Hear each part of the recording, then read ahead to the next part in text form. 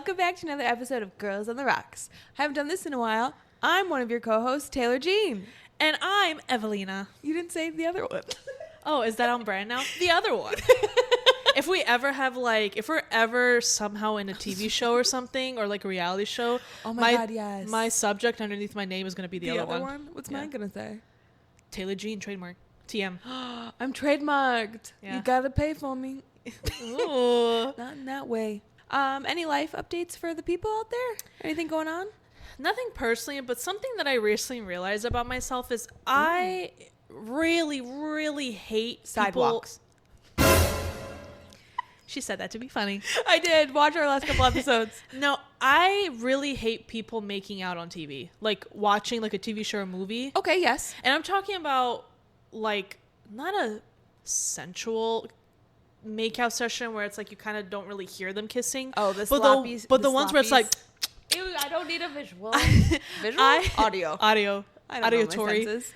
I really hate it because I'm like, I hate that sound. I don't want to hear you swapping spit. I really don't. Yeah, and it's just like, oh my God, it's so cringy. I was watching something. I don't even remember what I was watching, and they were just going all in. It doesn't even matter what the content was. She doesn't even remember anymore because the only thing she can remember is that sloppy makeout. Dude, I hate it. And sometimes it's not even sloppy. It's like people like giving each other pecks, but it's like it's so auditory. Mm-hmm. It's like, why is it this loud? I don't need the noise. I don't need the noise. I know you're making out. I don't need the audio. Correct. Just kiss and move on. Gone. Thank you. I agree with you with this. Thank you. Because I catch myself, like if I watch something and I can like hear their tongues moving inside each other's mouths, yes. I like feel myself like cringing and like curling into myself. Yes. I don't like it. I don't like it either. I don't really have any personal life updates either. I mean, I have the fact that both of us went to the Hilary Duff concert. If you want a piece of nostalgia up your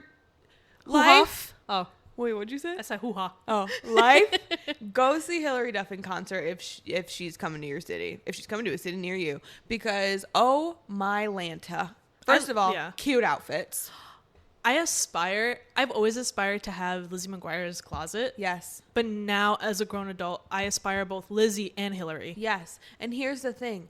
I am so wrapped up in Y2K now because of that concert. I wore a Y2K outfit to the Lake County Fair yesterday. Oh, and you looked so good. Thank you. That green, I love it. I don't know which one I love. That was a different one. I have 2 ponchos, people. They're so good. They're so cute. They're so flattering. Thank you. I think the concert was great. It was... I've been seeing a lot of like flack about people who went to a concert and they like didn't know her new music. We didn't know many of them either. But when did we get to be so serious when it comes to going to a concert? Like I thought when Gen Z was born. Period. The whole premise for me is like if I go see a live show, I'm expecting to walk away hopefully by falling in love with something new. Yeah. Like I walked away from her concert liking Roommates more, liking they Mature, We Don't Talk, Honeymoon. Like these are all Future songs. Trippin'. Right. And it's like these are all songs that now I love even more because now I get to associate with the concert. Yep. But and it actually made me more inclined to listen to her new album again. Correct. I just think like I don't know, like now there's so much content to consume all the time. All the time. Especially, my head hurts. Dude, especially if you're somebody that, you know, you try to listen to new things or new artists or whatever. It's so much to keep up with that it's like, I feel like sometimes I don't even give things a chance to really marinate. Yeah. Because we're on to the next thing right away. Correct. Yeah. So I loved the concert. It was fun. She sounded great. She sounded really good. She's incredible. Yeah. Listen, nobody's going to Hilary Duff to get Adele vocals. No. I'm going to Hilary Duff because I like her ambiance, her vibes, her music. Her vibe, sister. And she sings well enough that it's not like hurting my ears. Yeah, she's a good singer. Right. Like she's not your vocalist. Right. But she's an entertainer. Correct. She's great. Entertainer. It was so fun. It was so fun. And just like hearing... Like, I could cry because, like, listening to the songs that I used to listen to as a kid, but, like, live, because I had always wanted to see Hilary Duff in concert, but I never got the chance as a kid. So now that I have grown-up money, kinda, I can go to any concert that I want sometimes. And so, just being in that crowd and just experiencing what I've always wanted to experience when I was a kid was just such a euphoric feeling. I agree. Like, it's the closest I'll get to seeing Hannah Montana live. Because I never got the chance. Maybe. Miley Cyrus, please. But give us tickets because I don't think we'll ever be able to actually get them. Everybody was cute with their orange, like, sandaled shoes. Butterfly clips, glitter. I mean, loved it. It was everything that you imagine girlhood would be. What wasn't euphoric, and I have a bone to pick with you, Tinley Park Credit Union Amphitheater 1. I think I butchered that name, but you did good. Whatever. I do not believe that it should take over an hour to leave a parking lot. The amount of videos I've seen people posting on TikTok that same day, they were like, oh my god, stuck in here for an hour, all of these things, and they're like never coming to Tinley Park again ever. It's like, I don't want to. No. And apparently it happens at every single show that. Yes, and I have proof because my mom was like, what if it was just like a one-off fluke? No, mommy, because my friend Maddie, when we go Sunday, Monday, Tuesday, she went 2 days later to the same venue and they had the exact same problem. And guess what? Hilary Duff herself spoke out about it. She took to her, I think it was one of her social media stories, and she was in the tub, which was iconic. She goes, yes, I know I'm in the tub, but I have something to say. She goes, you know, I've just had the time to go through your guys' TikToks and stuff, and I just want you to know that I was also stuck in that traffic that you guys are talking about. She's like, there's no reason that it should take over an hour to leave a parking lot from a venue, even though it's not technically my fault. I love how she threw that in there. She's like, horrendi. She goes, just letting you know, it wasn't my problem, but I was also stuck in there. Literally. And she's like, this is why I really love the fact that you guys come out and see me, like, regardless of these things. Right. And so, like, she made it sentimental and cute and blah, blah, blah. Even Hilary Duff was stuck in the Tinley Park issue. Get it fixed. Get it fixed. We are in the middle of a field, mind you. There is nothing around for miles for Tinley Park. Yeah. All those people that we saw walking on the side of the road, they were going to their hotel rooms. Where? Did you see a hotel anywhere? I didn't. So me neither. They camping? How far did they walk? Far. I mean, it explains why things were kind of affordable there. Yeah, that's true. The food wasn't that terribly priced, considering like, the fact that you're going to be stuck there for the rest of your life. But so that's the one bone I have to pick, and it's not Hilary's bone. It's Tinley's bone. Yeah, I'm upset. Fix it.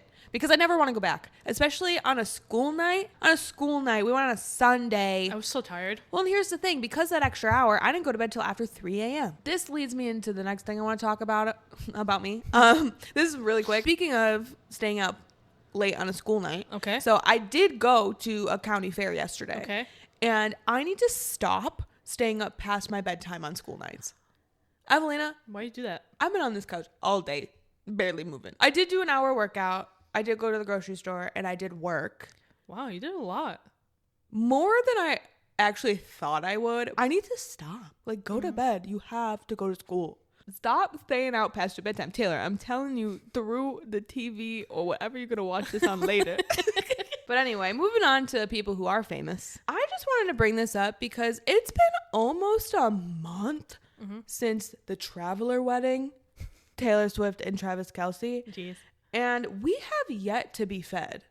I mean, that makes sense. They ask you how you are, you just have to say. It might make sense, but I'm still hungry. It takes minimum 4 weeks. I know you have one picture on your iPhone of you in that dress, Taylor. But she's Taylor Swift. She's not going to do some reggy schmeggy photo. Please. She's going to wait for the right. You know everything she does is calculated. What if it's a whole documentary? I bet you it's going to be at least a year. Planning my wedding for Madison Square Garden. Stay tuned. Like at least the engagement one. I mean, how many photos you really? It's like maybe 10 photos you really get from that. I know. A whole wedding at Madison Square you are Garden. Literally putting out logical explanations when all I want to do is whine and cry that I haven't seen what dresses she wore. I mean, also maybe because like so many other people are getting like married and stuff. She's like, I need people to have their moment. Who cares? Ruin their moment for me. I don't know. I just like, I'm tired of you being logical right now, and I want you to be fed as much as I do. I honestly like when she don't drops even sit here and say you don't care. No, I care. I would love to see her wedding photos, but I'm like, I think it's just because I know. I know as well, but I'm being irrational. I just want to know what style of like editing and like videography do you think she like did? Because when you think of a wedding, it's like the generic videos and styles and filmings. I wonder how she did hers, because she's a director too, mind you. It'd be really cool if we could see it. I would pay for it. I know it's been under a month and I just need to calm down. I just imagine getting the raw footage of that wedding. Yeah, I'd love that. I will sign anything you want me to sign. If you just send it to girlsontherockspod@gmail.com, please, Taylor. I will not show a single soul. Me and Evelina will just look at it together every single day.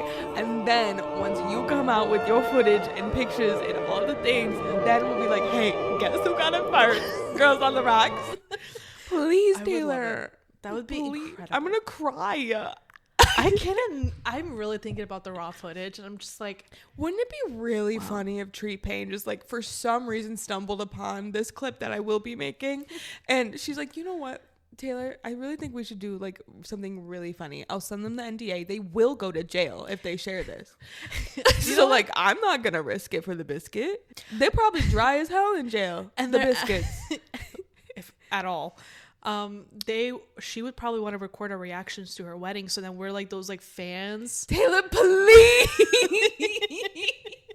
Oh my God, Taylor Swift and Tree Payne, listen here and listen closely. I really feel like you should do like a number one or like a few people, obviously. So I think it should be like a priority fan situation where it's like they pick top priority fans. Hello, us, because we have a camera. They send us some of that raw footage, but we have to sign NDAs. Like, we cannot leak anything. I will give you the deed to my house if I get to see that raw footage. I don't have a deed. I'll give you my ID for a while if you'd like it. But that's all collateral I have. You know what? I'll give you my Walmart couch if I get raw footage. Yeah, you got a MacBook. Oh, wait. No, I'm still paying that off. So anyway, to conclude, Tree Payne, I think that was a really good idea, and you should give us some raw footage. What flavor cake you think she has? Evelyn, we don't have time for that question. All right, so why don't we just go into a segment, because we talked way too much about that. Shocker. So this is a segment that we like to call Fun Fact Happy Hour. Woo. So I actually took a screenshot and put it in our docket, so I'm prepared. God. Look how professional I am today. Wow. So this is from our tried and true intels, and I'm going to go through this quickly. If you guys don't understand why we're going fast, it's because we don't have a lot of juice in the camera today. Sorry. So Intels is mentioning that moving in together nearly ends most relationships. Wow, it's almost like we said that multiple times. It's happened to me. So taking the next step in a relationship doesn't always go the way couples expect. A new survey found that 3 in 5 Americans say moving in with their partner nearly ended the relationship entirely. And it goes into like a couples therapist mentioning that this often comes down to noticing things about a partner that simply weren't visible when living apart. So you're just like learning their quirks and habits, and then you end up hating them for it. So, yeah. I mean, my last relationship was a year and a half. We dated for a whole year living apart. We move in together and break up after 4 months. This could go a number of different ways. Living with each other versus dating outside is so completely different, especially if you are still young and you haven't really lived too much on your own. Yeah. And then you have to now live essentially with a roommate, and it's a man. They were roommates. And what is it that you said? Why would a man be there? For real. Depending how the guy is, usually like, you know, they don't want to pick up after themselves. It's the socks. The socks next to the hamper. Why Always. is it next to the hamper? Just put it in there. And then the sink with all of their hairs when they're shaving. You're gonna give me PTSD from my last hookup. Please do not mention that. All have the same characteristics, and then that's why I feel like girls, if you are just better. Yes, of course, but I think when you're dating, having that option of like still living apart, I think is okay. Like, take advantage of it for as long as you can. Because imagine, but also too though, because I have another side of that. Because if you do end up wanting to marry this person, I also think you should move in together beforehand. Because then you learn these things and you decide if you can deal with them or not. But it can't be blanketed to be every single relationship. Like, there might be a man who's a grown adult who will put his socks in the hamper. But 1 in a million. But even so, like, if that isn't the case and he does throw them right next to it instead. You have to figure out if that's something that you want to deal with for the rest of your life. Or have a conversation, be like, hey, pick up your goddamn socks, put them in the fucking hamper. We talked about living separately. Yeah. Even if you're married. Yeah. Couldn't be for me because I like to be on top of people. But it's kind of crazy to see that 3 in 5 Americans, like that's a big number. You're either going to move in and break up or move and get married. Yeah. 50-50 shot. This is free advice. Good luck. So Ariana Grande's new album, Petal, just came out, and I listened to it all the way through once, and then I just started kind of listening to a couple here and there while I waited for Evelina to arrive to record today. And I think this album is going to be what the Man-Child album was for me. Oh, interesting. That my first listen through, I'm kind of like, okay, this is fine. And then I'm going to keep listening and I'm going to fall in love with it. Right. You have to give it time. Yeah. Like when I listened to some albums like Short and Sweet, fell in love with it immediately. Yeah. There was not a waiting period for me to fall in love with it. But with Man-Child, it took me a few listens, and I love that album equally as well. And I think that's how Petal is going to be. It's going to creep up on me as opposed to me just loving it right off the bat. That doesn't mean I don't like it. I just think I need time to marinate on it and like really listen to it and feel it. My first listen through, I had the lyrics up too. So I was paying more attention to like reading as opposed to listening. So my second time through, I'm not going to read the lyrics. I just want to kind of like feel the vibes. But there are some songs that I really do like already. So I think I'm going to love this album eventually. Yeah. I find that I catch myself doing that. You brought up Sabrina Carpenter. I think Short and Sweet was such a immediate fan favorite because it was such a different thing from what she was doing before. Like such a complete 180. Yes. But then when Man-Child came up, it was still relatively the same thing. So like it felt like a continuation. So you kind of had to let it grow on you. Otherwise it just felt like you were listening to the same album longer. Right. And that's how I'm feeling with Petal. I feel like it's not necessarily like Eternal Sunshine, but I find that a lot of the songs sound kind of similar within each other, and there's like the ones that are obviously a little more different, which are the ones that I like the best, like Stay, I really like. I love Like I Do. There's another one in there and I can't remember the title, but those are the ones that I was like, I love, because it was so different but yet still like Ariana Grande. Correct. Whereas the other ones, I felt like if you just threw it on the radio, like I wouldn't hate it, but I couldn't tell you the difference. Like I couldn't tell you what song it was. I'd be like, oh, I know it's something from Ariana Grande at one point. Like it didn't stand out to me. And also it's a very short album. It's 36 minutes. Yeah, it's very short. It is so short. I like the production of the album. I think it's giving Eternal Sunshine meets kind of like Sweetener a little bit. Yeah. In that sense. Even what's the other one? Dangerous Woman kind of vibes. I am getting some of her like old vibes in this one as well. Not as much as I was kind of hoping for. Correct. And it could be because it's just short. Correct. Yeah. And this also leaves it open for a deluxe version. Correct. Maybe some collabs in there. Yeah. I will say though, this is probably like my least favorite vinyl that she's come out with. Like the vinyl just seems kind of boring and bland. And it's not something that like if I was a collector, I'd be like, oh my God, I have to like get it. Is it just this picture? I mean, I think this is a decent album, and I liked how she performed I think it was Petal, right? Yeah. She performed Petal. I liked that one more live than I did as the track. I haven't seen it live. Because I think I like hearing the instruments a lot more. Yeah. As it being, because it was a little muted in the track. But yeah, and that makes me really like, because in my opinion, there's not a lot of live performances that I would prefer to listen to, but I'm sorry, but like, I need Taylor Swift's live Eras Tour album. I agree. And like, if she was the greedy billionaire monster that you guys think she is, she would have done it by now. She would have done like a million versions of it. Please do it. Be greedy.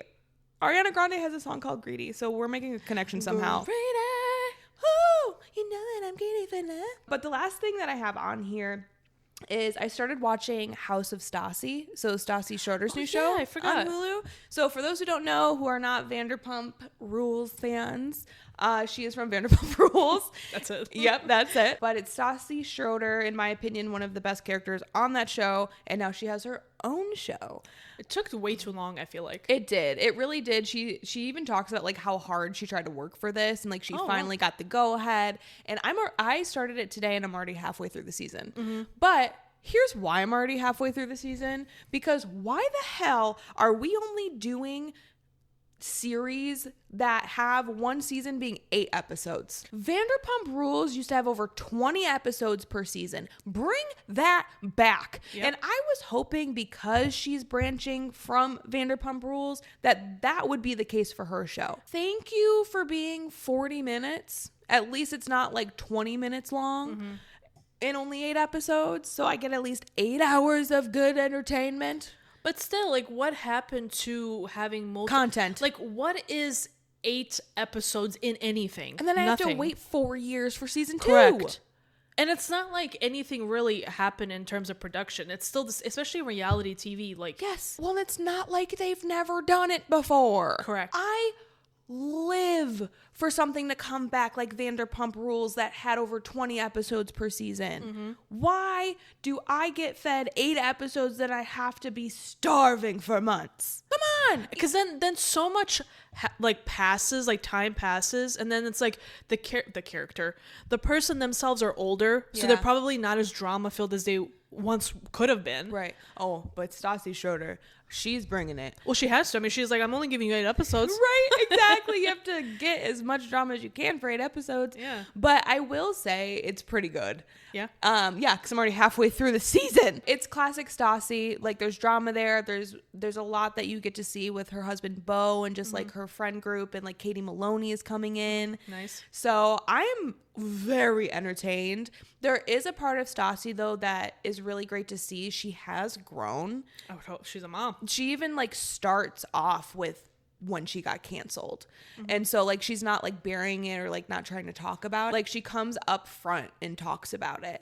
And then she was like, when this happened, I had to look myself in the mirror and I didn't like what I saw looking back at me. And so I really think people like that are the ones that deserve a second chance, because they saw how awful they were and made a change for like within themselves. Right. Like if I make a mistake, like Jax Taylor. So and I've gotten to the point where I don't think I'd sleep with him anymore. That's growth, everybody. I'm drinking less. Put a saxophone down in the comments. I'm drinking less. Maybe it's because I'm drinking less. I'm drinking less, so I'm like, I don't need to sleep with Jax Taylor. The clouds are unveiling themselves. Anyway, there's one thing that I wanted to mention from one of the episodes that I watched, because I'm already halfway through, if you didn't catch that. Stassi went to an Unwell event in Vegas, because sponsored. Alex Cooper does everything I want to do. But she was hosting one of like the interviews. She was interviewing the Mormon wives. And Jesse in the Mormon wives, because they all went to lunch the next day. Okay. So she knows Sheena Shea, by the way. So Sheena is worming her way into every world she can. The reason why I wanted to bring this up is because Sheena will be Sheena. She is Sheenaing. Good as gold. She's Sheenaing.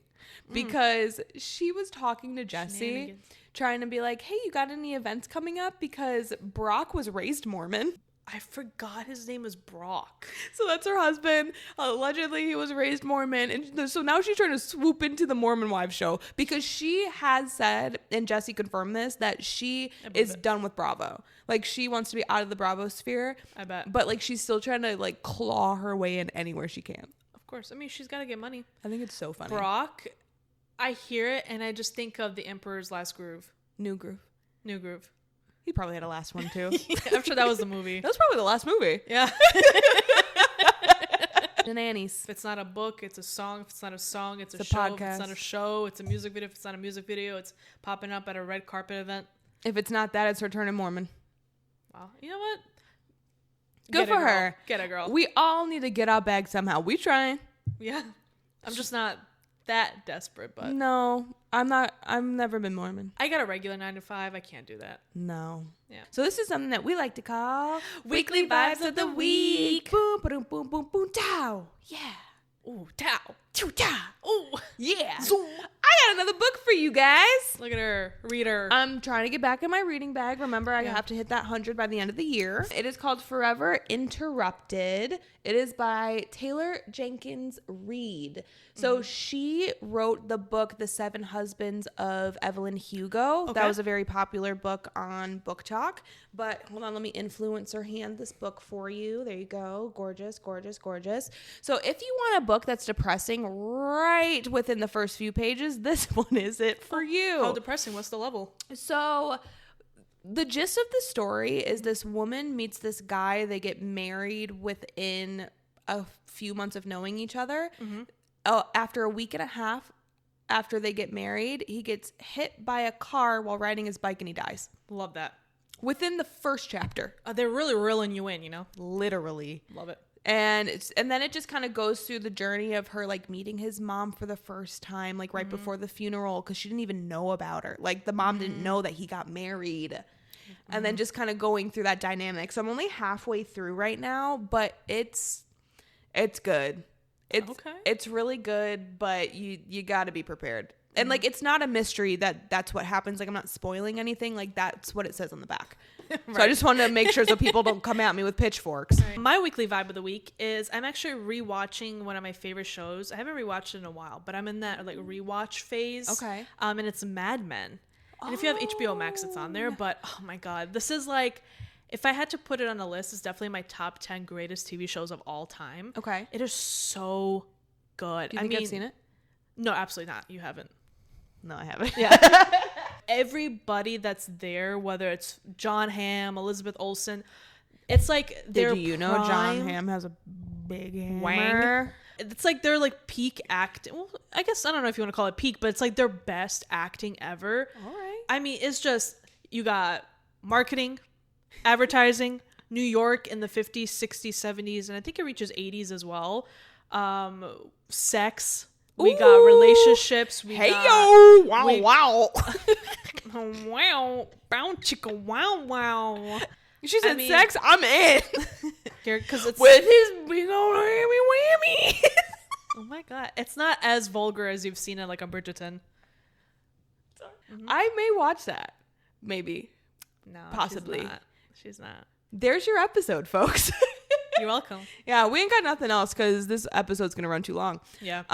So I just want to thank you so much for tuning in on this Top Shelf Tuesday, whatever day you decide to let our voices grace your presence.